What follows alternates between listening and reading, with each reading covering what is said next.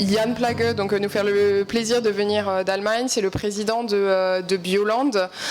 Il est lui-même à la base agriculteur, il est maraîcher et donc il est aussi ingénieur agronome de formation et il a commencé en parallèle de son métier d'agriculteur, il était aussi conseiller technique maraîchage depuis 1993 et c'est lui qui a monté la filière conseil de Bioland en Bavière. Voilà, et il est aussi actif au niveau européen au sein de l'organisation européenne dont la FNAB est membre aussi, IFOAM Europe. Il est au bureau, donc voilà, qui vient aussi là en tant que représentant européen. Et à ma droite, Alain Delangle, président de Biocohérence, membre du bureau de la FNAB, et Alain qui nous présentera la vision française sur les marques privées biologiques. Pour introduire un petit peu le sujet, ce qu'il faut savoir, c'est qu'entre la France et l'Allemagne, il y a eu vraiment deux modèles différents de développement des cahiers des charges biologiques. L'Allemagne s'est développée autour d'organisations de producteurs différentes et multiples, qui ont chacune adopté leur propre cahier des charges et qui ont développé en parallèle des marques privées qui se sont développées. Bioland existe depuis 1972, donc ça fait quand même un petit bout de temps. Et en revanche, côté français, le cahier des charges national, c'est structuré, on va essayer de se structurer autour d'un cahier des charges national qui aujourd'hui depuis 2009 et le règlement européen a dû laisser place au logo européen. Mais donc du coup c'est aussi tout le sens de la création de Biocohérence, c'est d'avoir une marque, enfin là on nous présentera plus en détail, mais d'avoir une marque de filière avec des exigences plus poussées que celles du cahier des charges européen.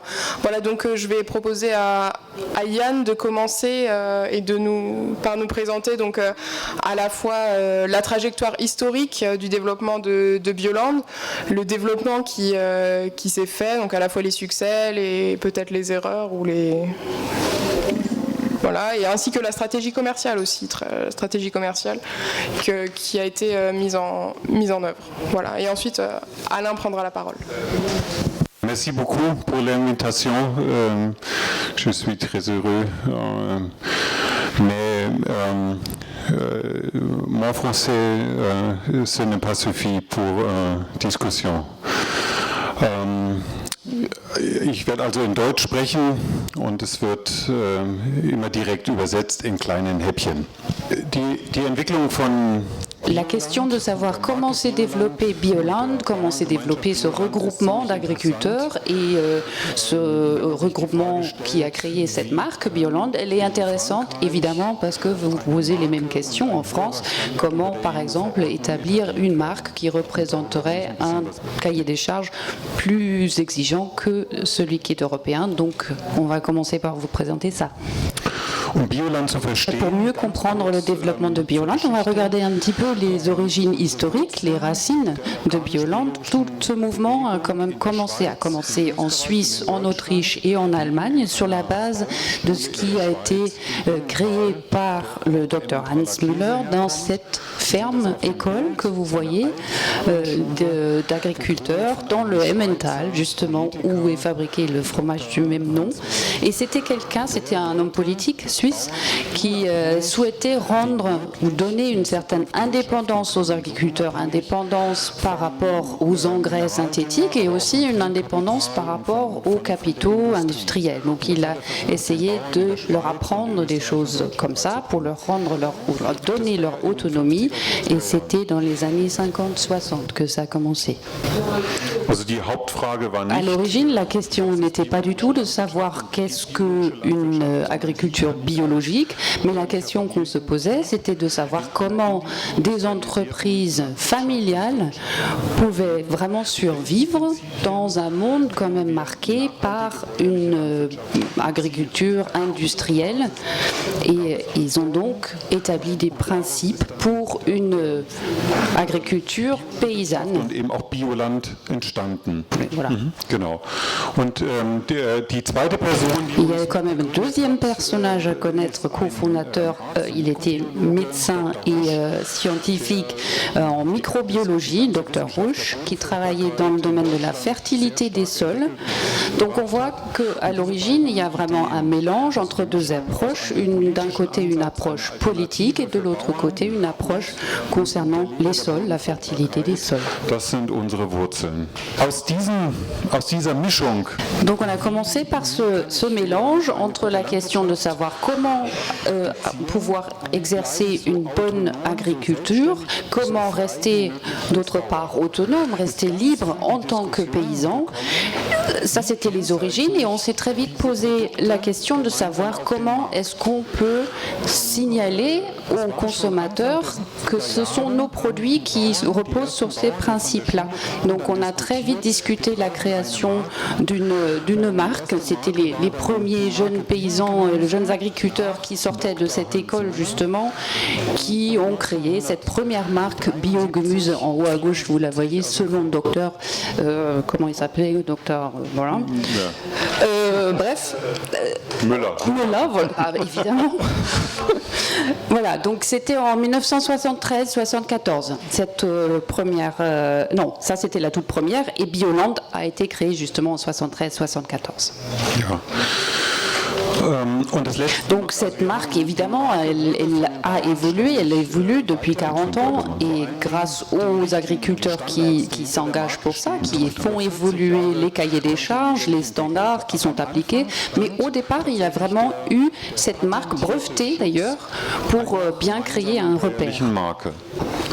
Heute sind wir, also nach 45 Jahren, Depuis 45 ans maintenant, on est devenu la plus grande fédération d'agriculteurs bio en Allemagne. On fédère 6 000 agriculteurs, 300 000 hectares de surface. Et on a trouvé au fur et à mesure un millier de partenaires dans le marché, des partenaires qui achètent nos produits, les transforment et les commercialisent. kaufen, verarbeiten und in den Handel bringen. Wenn ich sage, wir sind die Größten, heißt das, es gibt noch andere. Je disais donc qu'on est les plus grands, la plus grande fédération, mais ça veut dire qu'il y en a d'autres, évidemment. Il y a des agriculteurs qui travaillent en biodynamie, il y en a moins. Et il y a d'autres qui sont dans l'agriculture biologique, comme par exemple Naturland. Naturland qui a été créé suite à une scission, enfin suite à des discussions au sein de la fédération Bioland, parce qu'il y avait donc des débats et une minorité souhaitait créer des cahiers des charges un peu moins exigeants. Donc ils ont créé une deuxième fédération. Heute gibt es 9 Verbände in Deutschland. Il existe 9 fédérations aujourd'hui d'ailleurs en Allemagne. Weiter. Bioland ist nur Bioland est actif, travaille en Allemagne et dans le Sud-Tyrol, qui est germanophone. D'ailleurs, c'est l'Italie, mais c'est germanophone.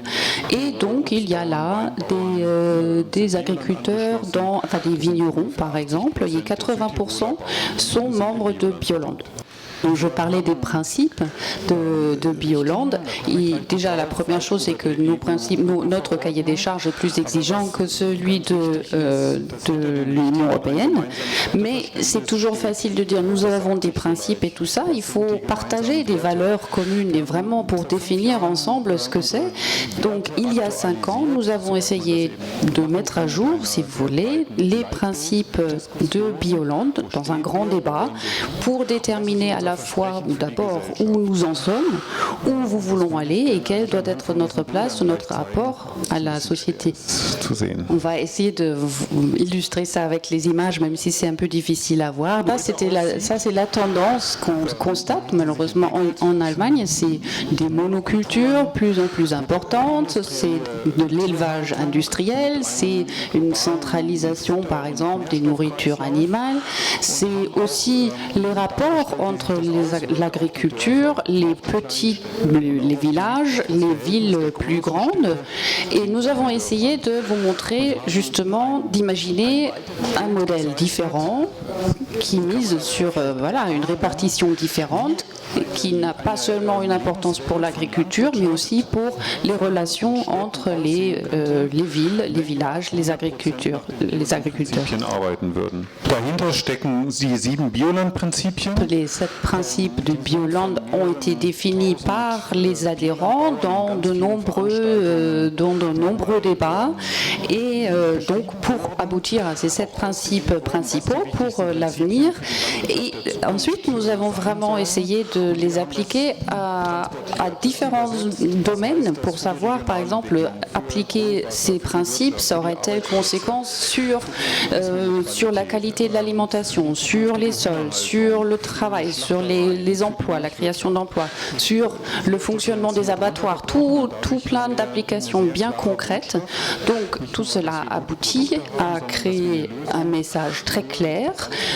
Bioland, ce sont d'une part évidemment des bons produits, mais au-delà de ça, il y a des valeurs, il y a une solution pour l'avenir de notre pays, de l'agriculture, et voilà. Weiter. Ähnlich wie Biokohärenz sind wir basisdemokratisch. Comme Biocohérence, en fait, on fonctionne de manière très démocratique. On a des délégués régionaux qui vont valider, ou discuter, valider des principes. Et il y a... stimmen alle Richtlinien. Après, ça va au niveau national. Notre Parlement, pour ainsi dire, compte 200 membres, tous agriculteurs, qui, eux, entérinent ensuite les décisions, les principes. Die stimmen über den Standard ab. Der Kern unserer Botschaft, wenn wir auch mit Marktpartnern sprechen, ist, dass wir einen höheren Standard. On a des exigences plus élevées que ce qu'il prévoit le règlement européen. Et juste pour vous raconter l'anecdote, quand on est venu avec le bureau de Bioland, qu'on était venu voir la FNAP à Paris au printemps, on a certains de nos membres ont eux-mêmes des magasins, et ils étaient étonnés d'apprendre vraiment à quoi correspond le logo AB. Parce qu'ils avaient l'habitude de voir qu'en Allemagne, vous avez le logo européen, qui est un logo d'entrée, si vous voulez, pour commencer à parler bio, mais que les logos nationaux qu'on a, comme Bioland par exemple, sont plus exigeants. Et ils étaient très très étonnés de découvrir que le logo AB correspond en fait au règlement européen.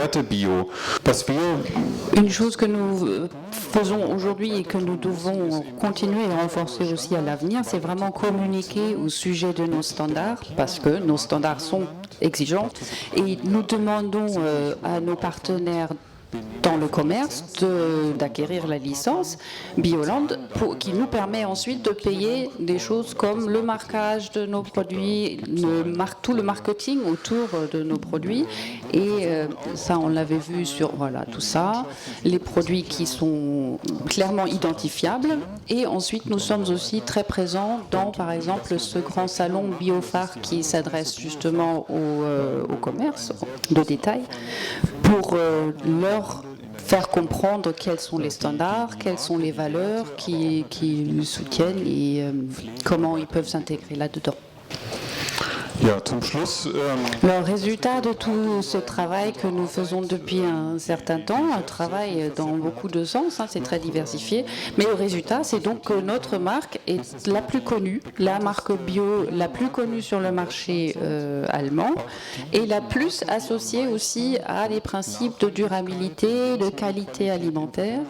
Là, on avait vu, 94% connaissent le logo bio, et après, au deuxième rang, il y a tout de suite Bioland, ensuite Demeter, et ce n'est qu'au quatrième rang, alors ce qui concerne vraiment la connaissance du logo, c'est le logo européen.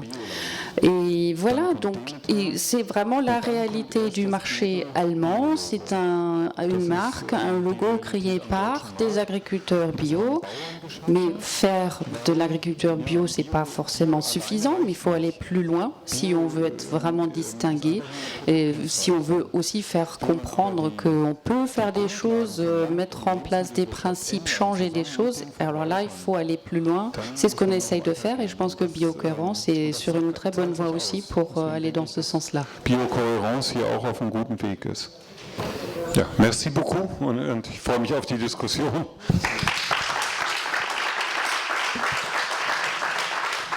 Donc je me présente, je suis donc Alain Delangue, je suis producteur en Basse-Normandie, producteur de lait, en bio depuis 20 ans, administrateur et secrétaire national à la FNAB et président, encore jeune président de Biocohérence depuis un an et demi. Quoi. Donc je dis jeune président, je ne dis pas jeune et président.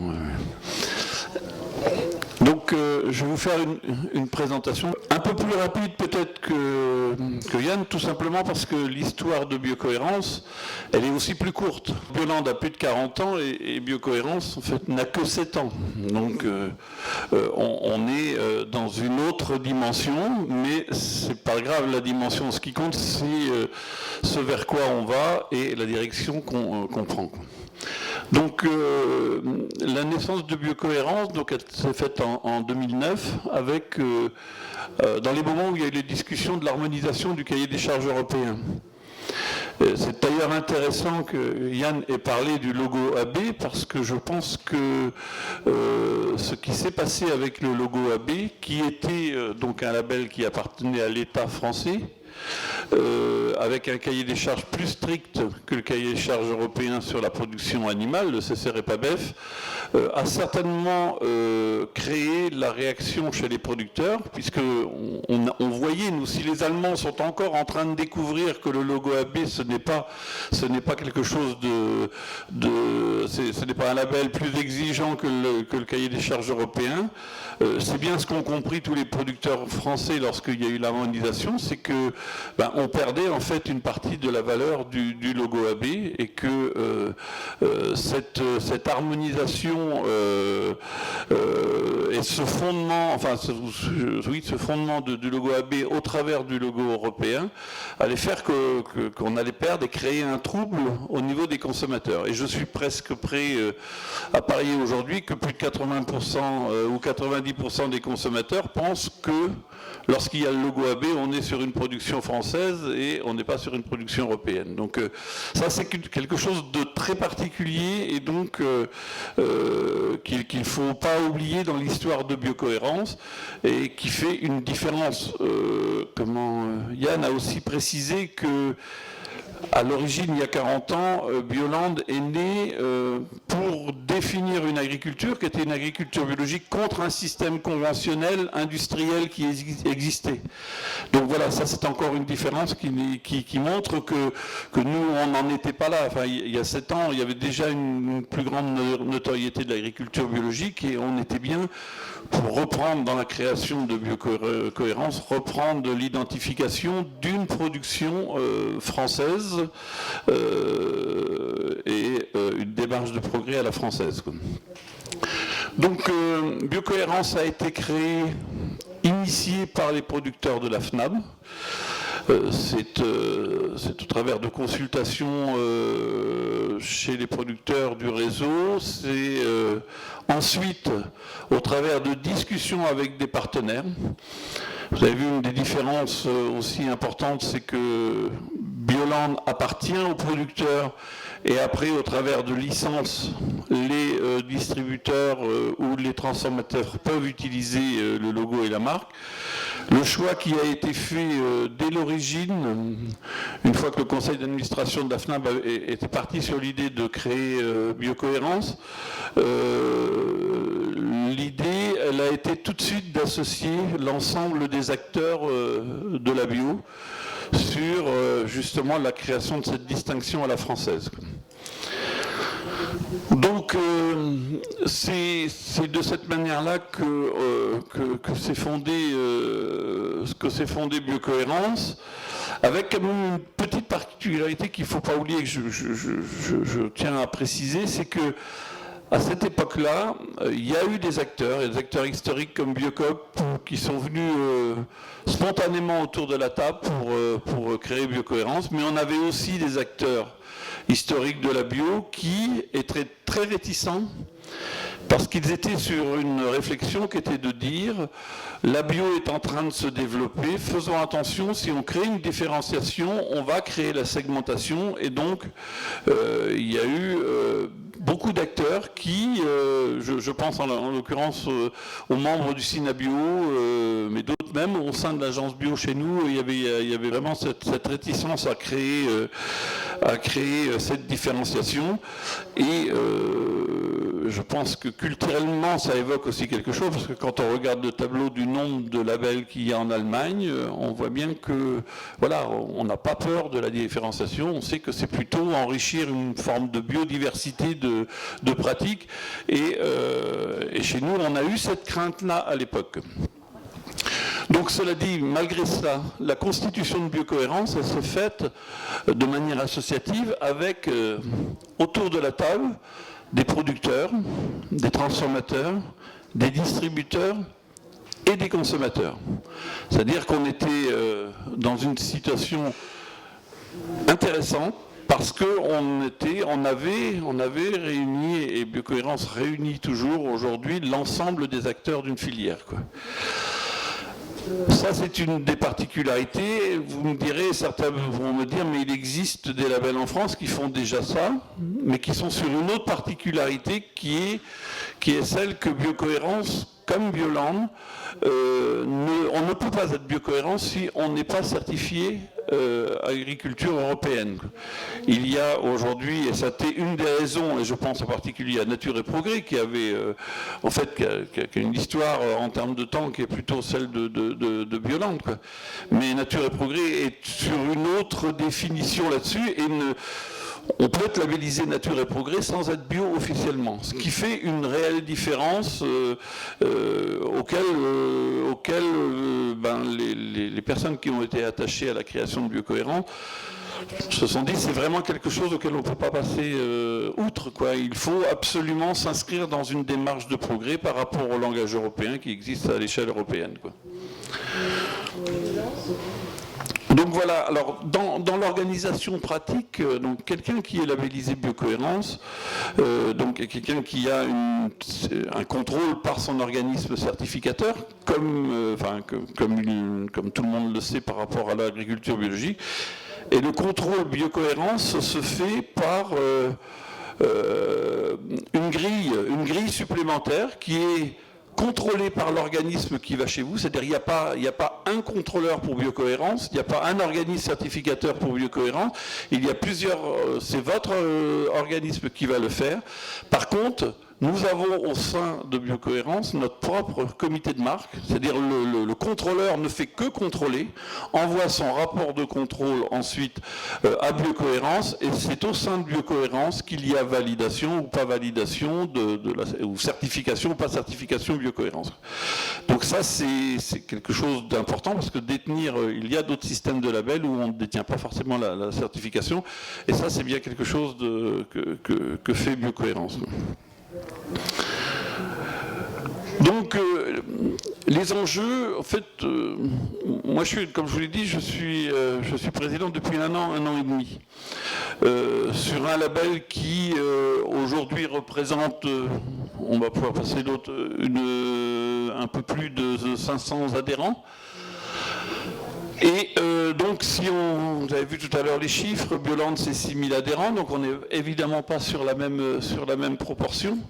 Et cela dit, moi, il y a un an et demi, j'ai cru et je crois toujours que c'est important aujourd'hui de travailler sur la différenciation à l'échelle nationale.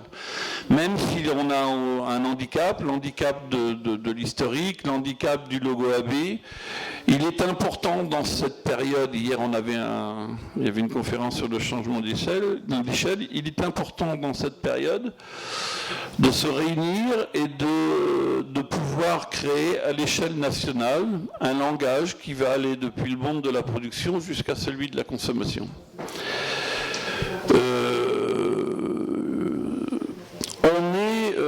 N'oublions pas qu'on est à 6% des surfaces en bio. Donc l'histoire de la bio n'est pas écrite.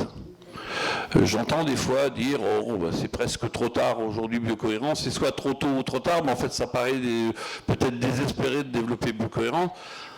Quand on a les ambitions qu'on a, et on en a au niveau du réseau de la FNAP, d'arriver le plus rapidement possible à 100% des surfaces en bio, j'ai envie de dire, aujourd'hui à 6%, on peut, voilà, il y a de la place, il y a des choses à faire au travers du travail engagé.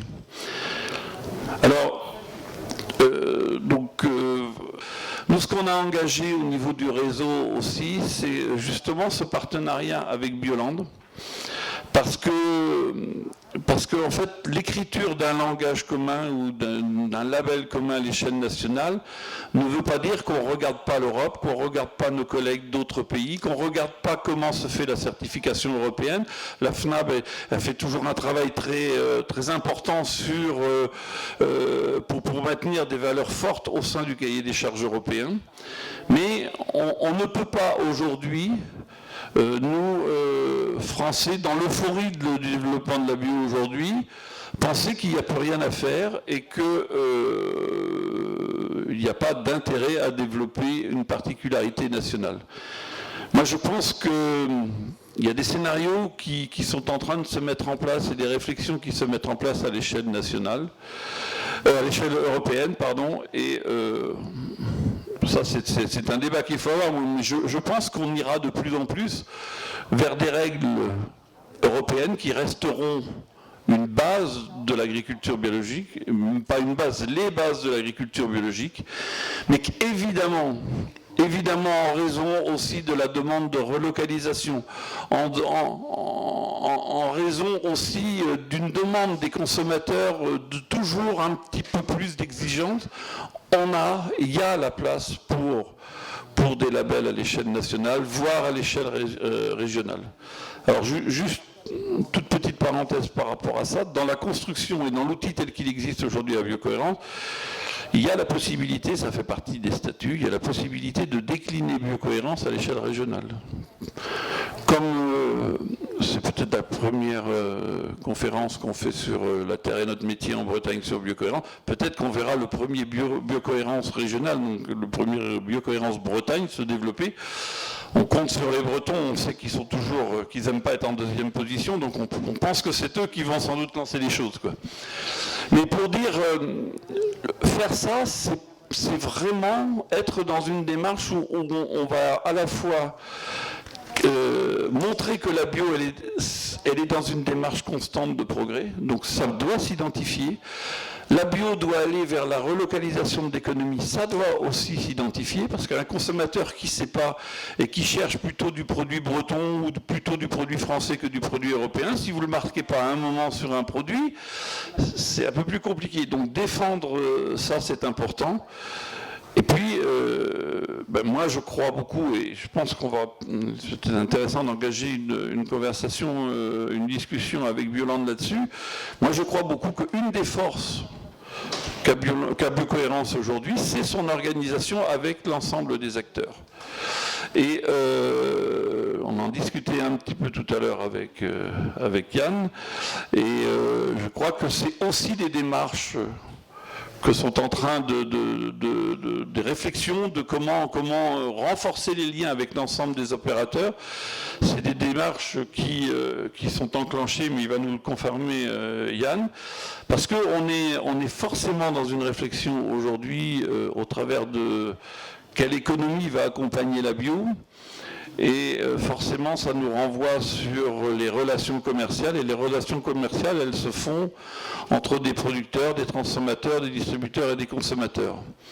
Donc travailler ensemble sur des règles de production, mais peut-être demain ou en association avec des règles de commercialisation et tout ça, je crois que là on tient au travers de ça des sujets à travailler, parce que je pense que tout reste à faire là-dessus, des sujets à travailler, peut-être en partenariat avec d'autres pays européens, mais ce sont pour moi des sujets d'avenir. Donc voilà, vous avez là, vous voyez, je ne vais pas refaire le détail de la lecture, vous voyez, vous avez une petite représentation aussi, c'est pas par hasard si j'ai dit que la Bretagne serait peut-être la première région Biocohérence Bretagne, il y a quand même pas mal de monde, et puis voilà, et puis au final, un petit texte que vous prendrez le temps de lire si vous avez envie, mais qui reprend un petit peu l'idée essentielle de ce qu'on doit faire aujourd'hui pour l'avenir, parce que ce qui est important aujourd'hui, c'est pas de se dire c'est formidable, on a fait un super boulot, la bio est en train de se développer, c'est fini, c'est de se dire comment on construit l'avenir, et on est bien avec Biocohérence sur cette réflexion de construire l'avenir.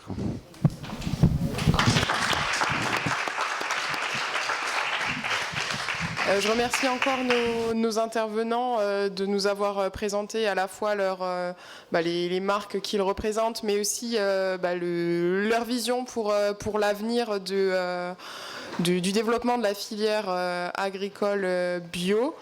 Bon, on peut retenir à titre conclusif ce qui ressort principalement des débats, mais c'est donc les besoins d'ouverture et de coopération des marques pour participer à la création d'une nouvelle économie agricole bio. Donc en ligne à la fois avec les principes de la bio, mais aussi d'équitabilité de la filière, de transparence, et tout en gardant un prix juste et rémunérateur pour les producteurs. Merci à tous.